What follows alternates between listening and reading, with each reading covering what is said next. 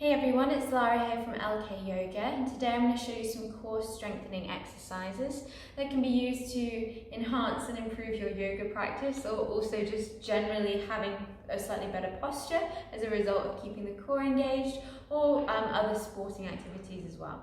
So the first thing we're going to do is have a look at boat pose. So for boat pose, we're going to take the arms out towards the side. We're going to keep the chest nice and lifted, try and keep the back straight, and we're going to create almost like a V shape with our legs and our torso. So our first modification for the pose is just to keep the legs bent and try and keep the shins parallel with the mat, keep the chest nice and lifted, just gazing out in front.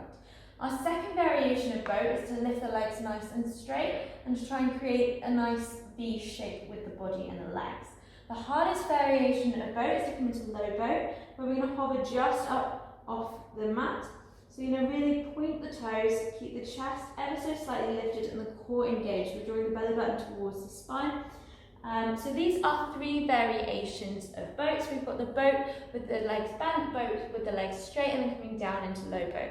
What we're going to try and do as a sort of exercise is about 15 seconds of either variation. You can use sort of a movement between two variations as like something to do within those 15 seconds.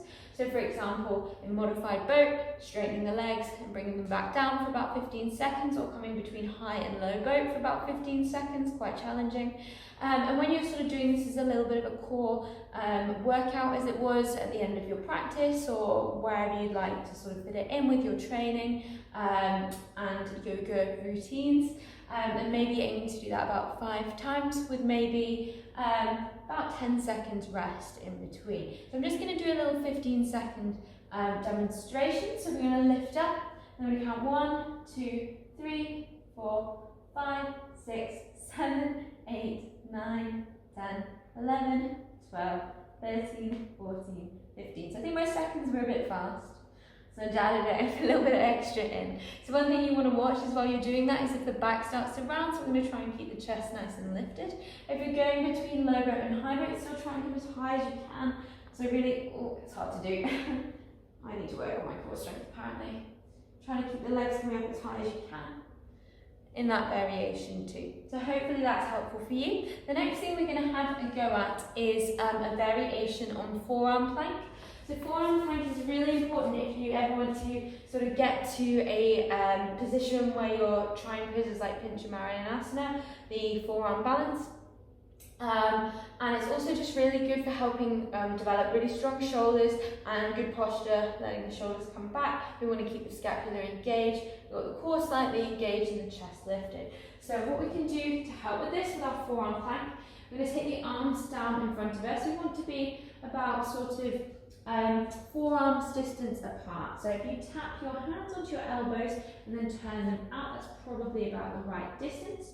From here, we're going to step our toes out behind us. We're going to press into the heels and try and stay as straight as we can.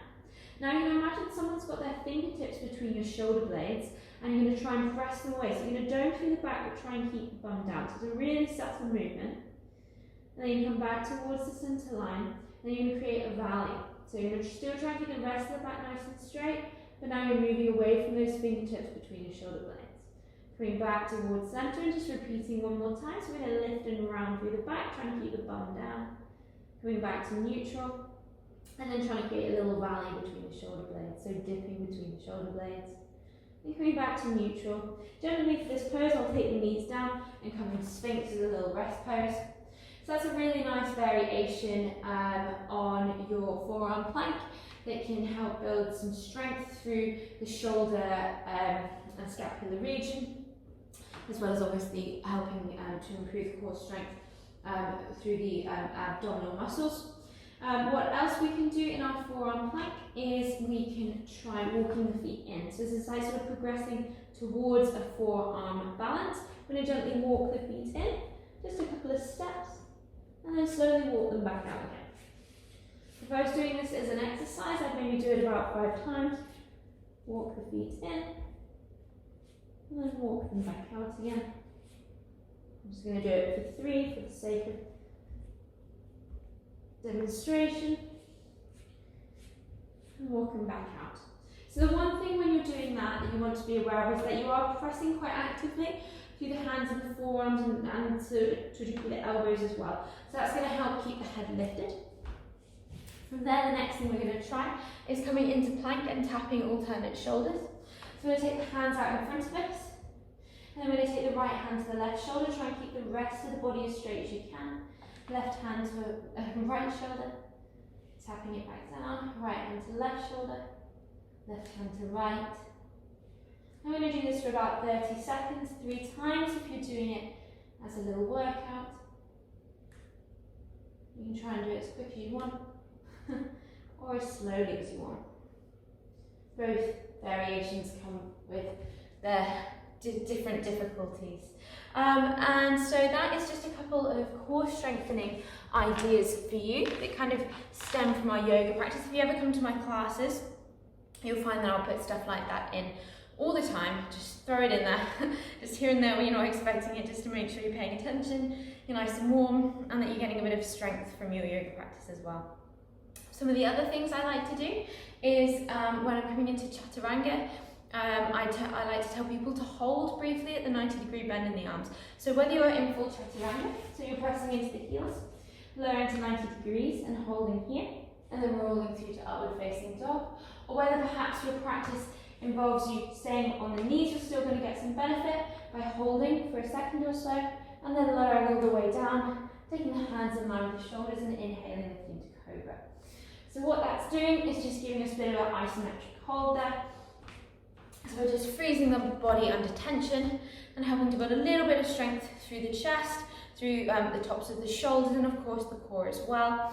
And so that's something that I like to put in my class. So even when you're practicing, just every now and then just hold and then continue your flow. So when you get to 90-degree bend in the arms, hold for a second there, and then even roll over the toes and lift it upward facing dog, or if the knees are down, lower the chest all the way to the floor, hands underneath the shoulders, inhaling, lifting to cobra. So that's another nice little trick that I like to throw in there. Another thing you can have a go at is reversing a Chaturanga. So when you come into your plank position, we're going to lower to 90, roll through to upward facing dog, and then come back down to Chaturanga, press up. So just one more demonstration. Lower to Chaturanga, roll through to upward facing dog, come back to Chaturanga, and press back up. So that's a little advanced one there for you. I challenge you to try and do an entire practice with every Chaturanga reversed. No, I don't, that would be really quite difficult. Well, you can have a go if you want. But anyway, so hopefully that's some little ideas for you in terms of building a bit of extra strength from your yoga practice through the core. So let me know if that is at all helpful. If you have any questions, please feel free to get in contact with me. My name is Lara, and you can get in contact with me on our Facebook, Instagram, and YouTube. Our contact details are below in the description. So I hope you have a really great day, and look forward to seeing you all soon. Namaste.